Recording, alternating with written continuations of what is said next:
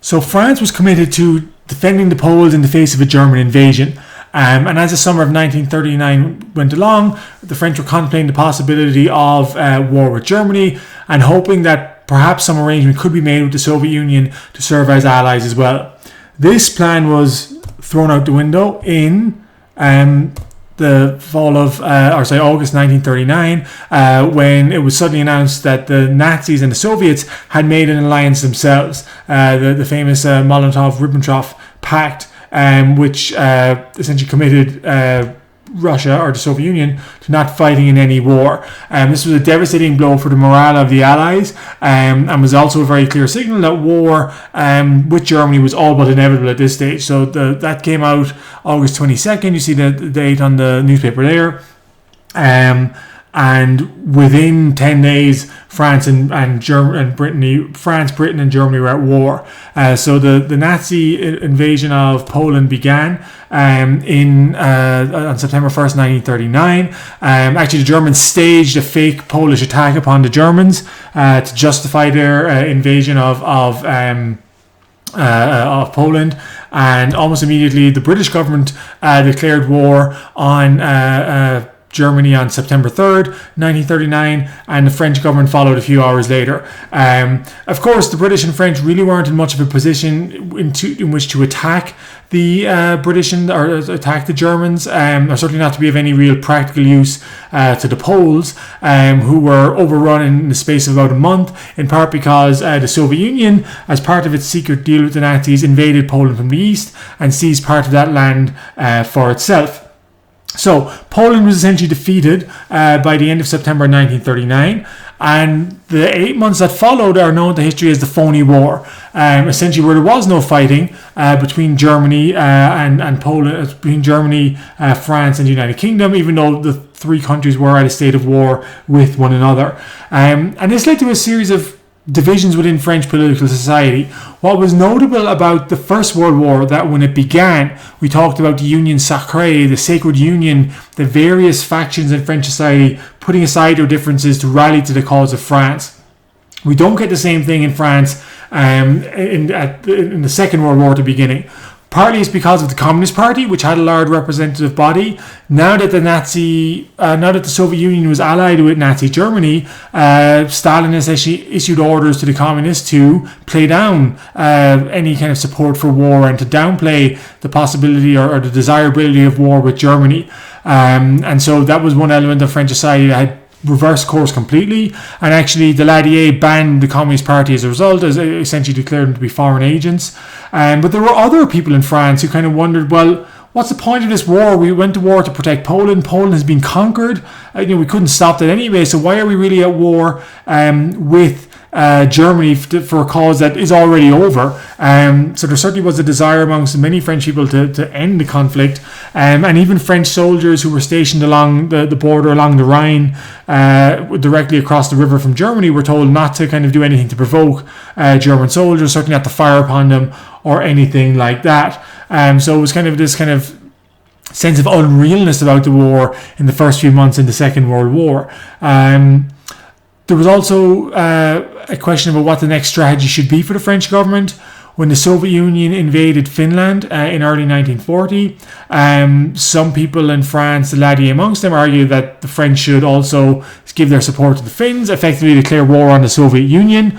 Other people felt that adding a war with the Soviet Union to the war with Germany would be far too much. But Daladier's government actually fell as a result in March 1940, and he was replaced as Prime Minister by Paul Reynaud. And in the end, the French did not officially give their support to the Finns. Well, the Finns were conquered too quickly for the British and French to make any practical intervention. The next question was, if and when a German attack would come, and that German attack did eventually come in May 1940, 15th of May 1940. So the Germans had identified a weakness in the French defensive line. That was at the Ardennes Forest. The Ardennes Forest was a hilly terrain. It was a particularly, at least traditionally, had been a difficult area for armies to pass through. So when the Maginot Line was being constructed, the French defences behind the Maginot Line, they were not non-existent, as this map would kind of suggest here, but they certainly were not as strong as they were in other parts of the Maginot Line. When the Maginot Line was being constructed in the 1920s, tank technology at the time, basically tanks would not be able to pass through the Ardennes forest because the terrain was simply too uneven, too hilly. But unfortunately, by 1939, 1940, technology improvements in terms of tank mobility had increased greatly, and it now became possible, although the French didn't fully understand this, for German tanks to pass through the Ardennes forest. Again, it wasn't that the French were unaware that the Ardennes forest was a potential area of weakness. The French General Gamelin, who was in charge of French defences, figured that, well, if the Germans did come through the Ardennes forest, they would be very, very slow in doing so, and it would give the French enough time to send their forces to the Ardennes to defend against a German attack. So basically, they left the Ardennes forest region, or the area behind it, relatively lightly defended. The city of Sedan, which is to the west of the Ardennes forest, was occupied or held by French troops who were not particularly well trained, who were kind of second rank soldiers, because the French genuinely didn't expect an attack to come through the Ardennes forest. And what the Germans did was they made feints into Belgium, which caused the Allies to think, the British and French to think, that the Germans were coming into Belgium, and so the French and British armies march into Belgium in May 1940. But really, the main German assault is coming through the Ardennes. The Germans burst through the Ardennes in mid-May 1940, and then, as you see here, made a dash for the English Channel. And this was devastating news for the French and British armies, which were in Belgium, which they're not demonstrated here, but you can understand. Here's where the British and French armies are. They essentially were cut off from the rest of France. They were surrounded by this German movement through the Ardennes. And quite quickly turned into a military disaster for France, that the forces, the British and French army that were supposed to defend it, ended up being cut off from the rest of the country and unable to stop German forces pouring into France. Paul Reynaud, the French Prime Minister, had his government had actually fallen. In the meantime, although he retained the office of Prime Minister, he began trying to bring in new officials to try and galvanize French support.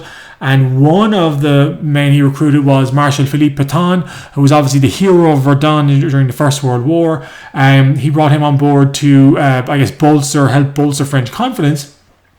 But actually, Pétain was quite a defeatist. That once the French defensive plan had failed, Pétain essentially considered the war to be all but over, and was one of the first advocates for making some kind of a deal with the Germans in recognition of the fact that France would not win the war. The French soldiers, just to go back 1 second, the English and French armies essentially were evacuated from Dunkirk, those who weren't captured, and France itself was left largely defenseless.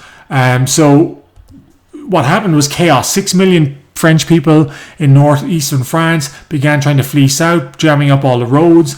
The French government itself abandoned the city of Paris on June 10th, 1940, and the Germans occupied it 4 days later. At this stage, Reynaud resigned, and Pétain himself took charge as Prime Minister of France and began reaching out to the German government, asking what its terms for an armistice would be. And so essentially the French, all but defeated because their forces had been cut off by the German advance through the Ardennes, made a deal with the Germans.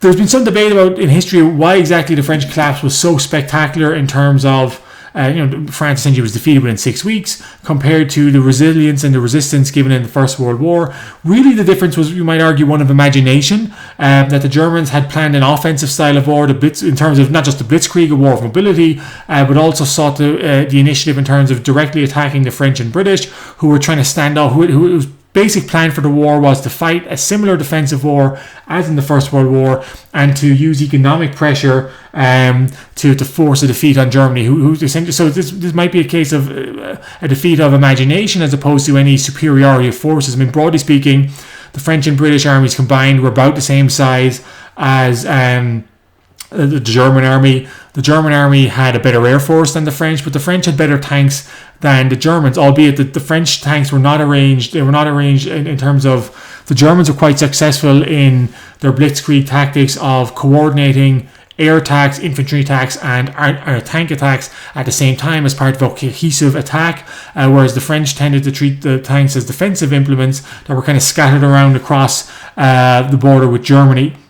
So Pétain agrees to meet, surrender to the Germans, essentially, or make an armistice, and Hitler was very determined to kind of to demonstrate this was a payback time for the French after the First World War. He insisted that the train carriage in which the Germans had signed an armistice in November 1918, the exact same train carriage which had been on display in Paris, also be used for negotiations on the armistice between France and Germany. So the armistice was signed.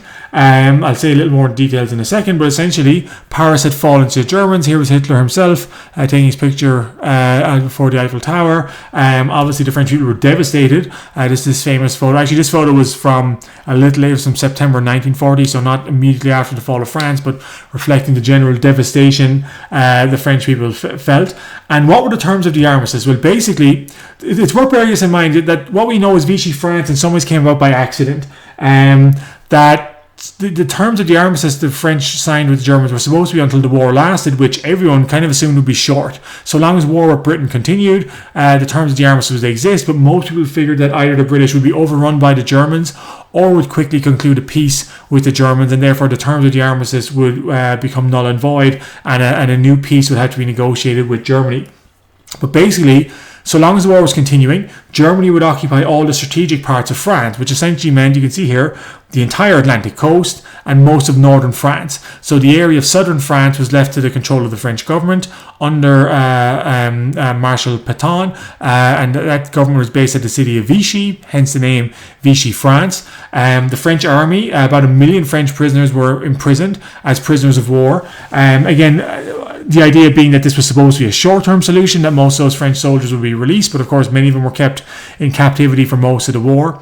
And also that the Vichy French government would pay the costs of the German occupation of northern France so long as the war continued. So France in 1940, the war was fought again. France is defeated quite quickly, and what we are left with is a rump state that, as we'll discuss this more in our next lecture, essentially collaborates with Germany during the Second World War, and under the leadership of Marshal Pétain, who had been the famous hero of the First World War. So in our next lecture, we are going to discuss Vichy France, and to what extent, if any, this French government had some level of independence, to what extent it collaborated with the German government, and to what extent the ordinary people of France tried to resist German conquest of their country during the Second World War.